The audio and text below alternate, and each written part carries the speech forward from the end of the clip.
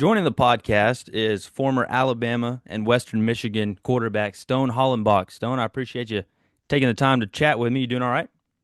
Yeah, yes, sir. I appreciate you having me on. Let me ask you this before we get into it.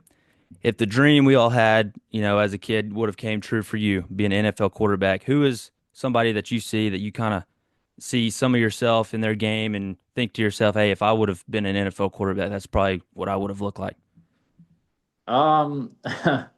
Well, I was always a big Tom Brady fan, but obviously for obvious reasons, like I think most quarterbacks are. But I would probably say more of like a Josh Allen, just kind of like a gunslinger type. I don't have the size he has, but I really like to watch Josh Allen the way he plays. Obviously he's got a super strong arm. Kind of reminds me of like a Brett Favre. Also, he kind of, like I said, just a classic gunslinger.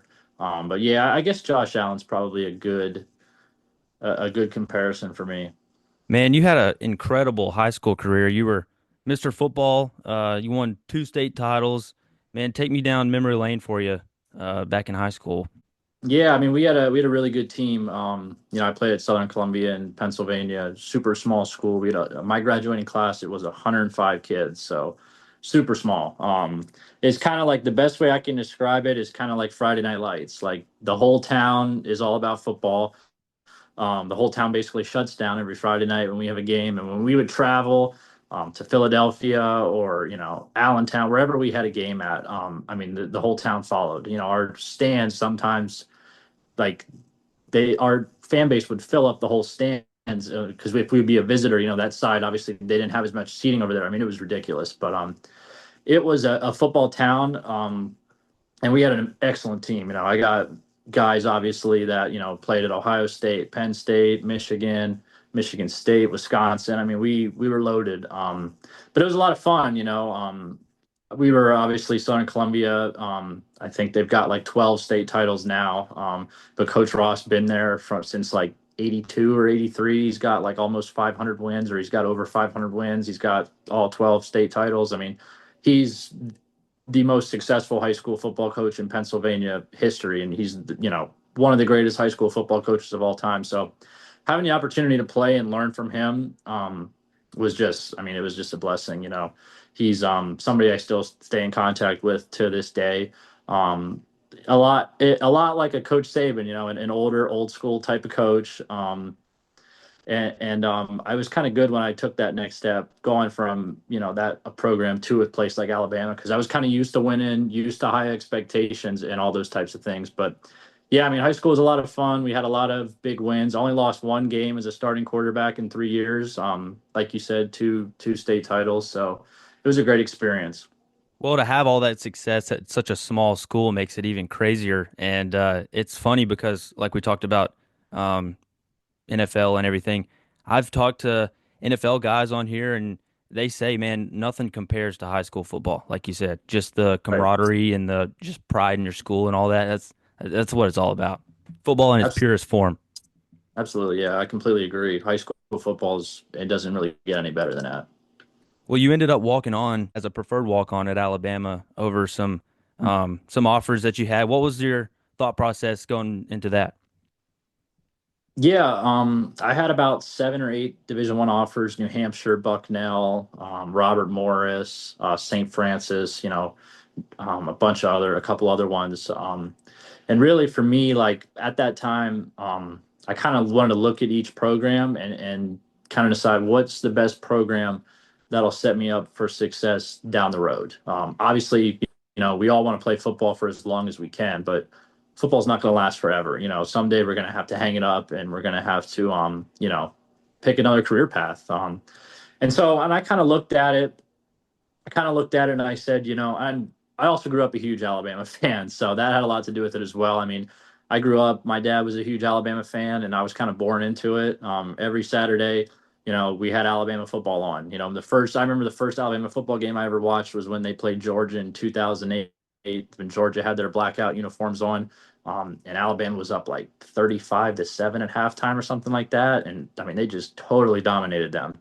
That was like Saban's second year at Alabama. So grew up a big Alabama fan. And used to go to camp at Alabama every single year. It was like just something me and my dad did every single year. And I remember I had a good camp my sophomore year, and then I came back my junior year and had an even better camp. And like I was throwing on the field with guys, that were 4 and 5 star quarterbacks, and I was, right there with them. And at the end, they were like, "Coach Saban wants to speak to you," and I kind of thought they were talking to someone else or something behind me. One of those the guys that had all those offers of 4 and 5 star guys. I'm like, they want to talk to me, and he offered me a preferred walk on, and I was like, okay, well, it's something I'll think about.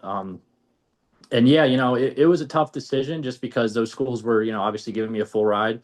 But I just kind of thought for the future, what the University of Alabama and what that and what that, Nick Saban stamp, and what that football program can do for you in the future is, I mean, irreplaceable. And it's helped me now. I've gotten interviews for jobs and job opportunities. Literally, just all I got to see on the resume is, University of Alabama national champion, and you skyrocket to the top of a list.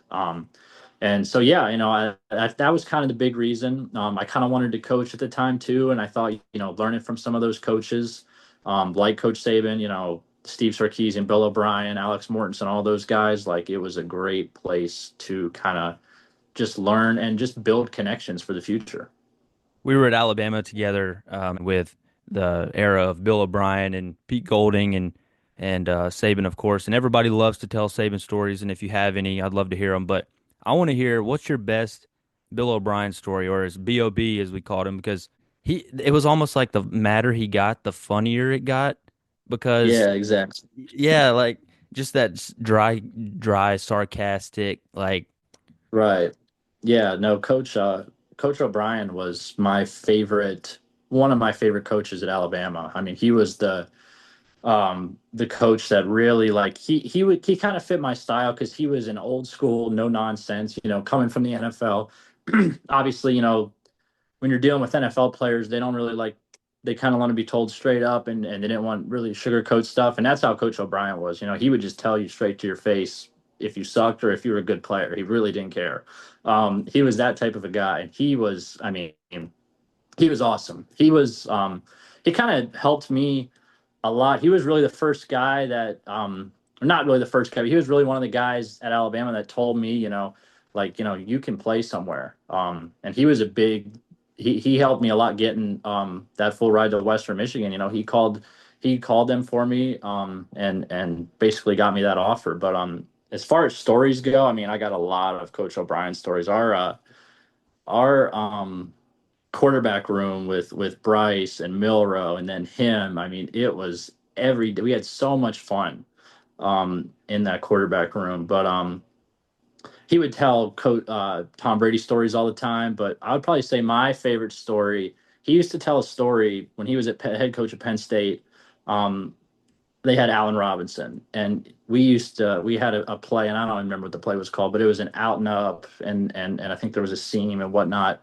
Um, he would tell us all the time, Allen Robinson caught his first touchdown at Penn State when I was there on an out and up. He would say it like all the time. He said in the summer, in the fall, and eventually, one of the plays popped up on the screen, and Bryce Young used to sit right in front of me in the quarterback room, like I could like touch him like this.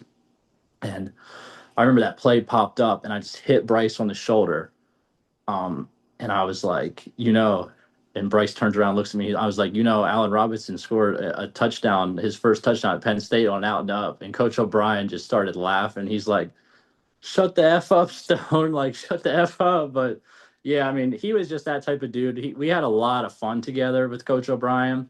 Um, Obviously, super knowledgeable guy. I mean, he's been around. He coached Tom Brady, he coached Randy Moss in New England, like head coach for the Houston Texans. I mean, it was it was a I mean, he was one of my favorite coaches of all time. But I mean, so many stories. He would tell stories about Tom Brady, and how he worked and stuff like that. And it was really cool just to be around a guy like Coach O'Brien, just the knowledge that he brought. I remember sometimes too, he would get almost nose to nose with Saban. And you're like, oh shit, something about to Oh happen yeah. here. Yeah, yeah, no, he was not afraid when Saban, I mean, obviously, Saban likes to get on the coaches, and he was the one guy that was not afraid to like give it back to Coach Saban. A lot of the coaches, they cower and they kind of get scared. He did not care, man. He would give it right back. And that's just the way he was. He was the same way in our meetings. He was the same way with the players on the field. He would get in players' faces at practice if he felt like they were kind of, not at the standard where they should be for that day. That's just the type of coach he was. So he was one of my favorite coaches of all time. But yeah, I mean, I love Coach O'Brien. Well, once you got down to Tuscaloosa and started practicing and scrimmaging and all that kind of stuff, what was the biggest eye opener for you? Really just how fast, the receivers were and running backs and just how fast the game was in general.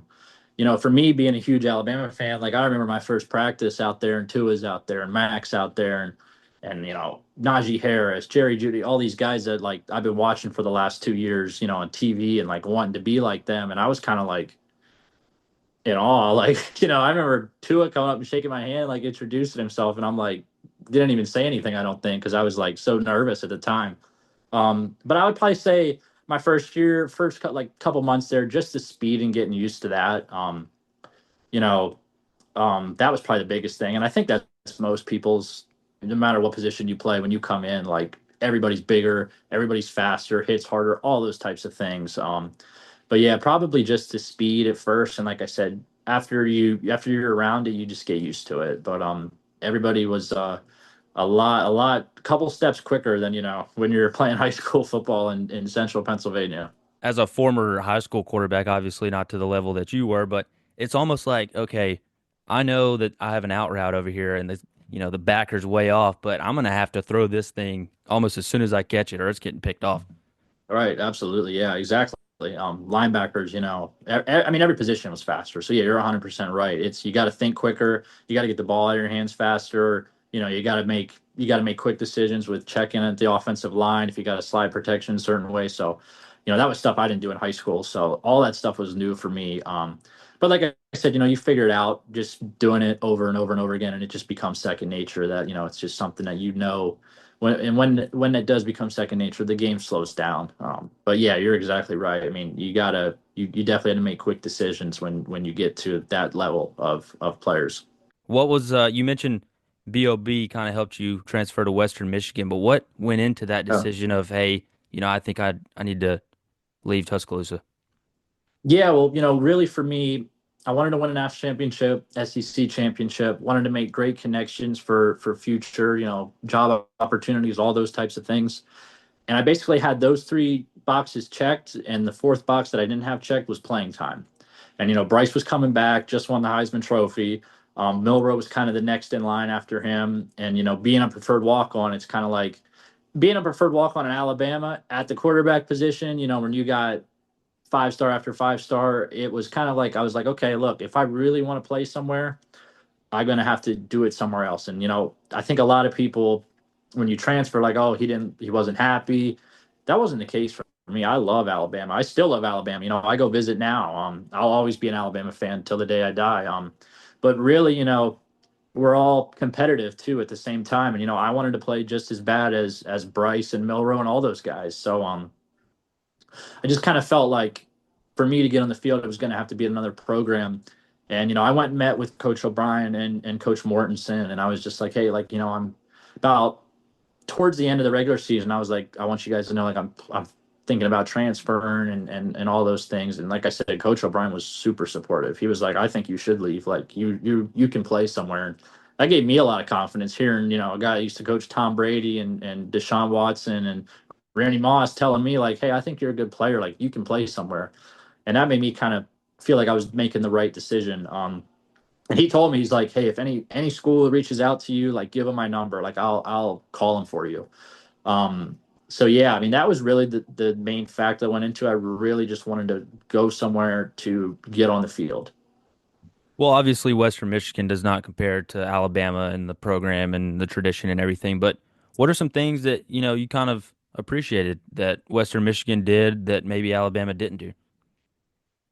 Um, I would probably say there's not a lot there's more team camaraderie just because you don't have as many people coming in and out. Alabama, obviously, you got people transferring out, transferring in. those types of things. Coaches, same thing with coaches. You know, coaches go take head jobs or coordinator jobs and whatnot. So I would probably say most of the team stayed there. Majority of the team stayed there, and the coaching staff stayed there while I was there. Where I mean, at Alabama, I was only there 3 years. I had two coordinators, and some people, in those 3 years had three different coordinators or three different position coaches. So I'd probably say that was the best thing about it was the team kind of stayed for the most part. There weren't a lot of transfers out or in, and same thing with the coaches. There was a couple coaches here and there left, but majority of them stayed. My 2 years there.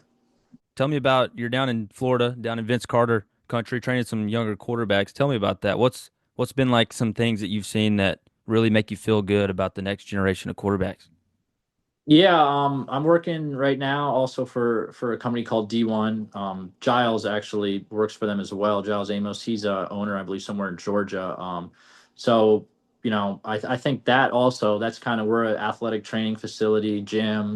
We have a recovery center in there as well. So also being around athletes there is kind of cool too. And then also coaching quarterbacks on top of that. But yeah, I mean, really, a guy reached out to me that lives in Jacksonville on LinkedIn. He was like, "Hey, like, I saw your resume. I thought it was pretty awesome. Would love to see if you're interested in training some quarterbacks in the Daytona, Port Orange, Ormond area." And I was like, "Sure, it sounds fun." And I enjoyed doing it. It's kind of my way to stay around the game. It's cool too to help the younger kids. I got some kids that are 10 years old that come and train with me, and I got some that are in high school. So it's a different age. Obviously, everyone's at a different skill level, but just anything that I learned in college, high school, and just the coaches I was around that I can help them with, it's cool to just kind of give them coaching and the things I've learned, and hopefully it helps a lot of them. A lot of them have improved a lot, and I really enjoy it. A lot of them are fun to be around. They're good guys, so it's something that it's been really rewarding for me, and I'm enjoying it a lot. Well, Stone, I'll let you run, man. It's been good to catch up with you again. I appreciate you, like I said, coming on the podcast and talking some ball with me. Yeah, absolutely, man. No problem at all. Like I said, I appreciate you having me on.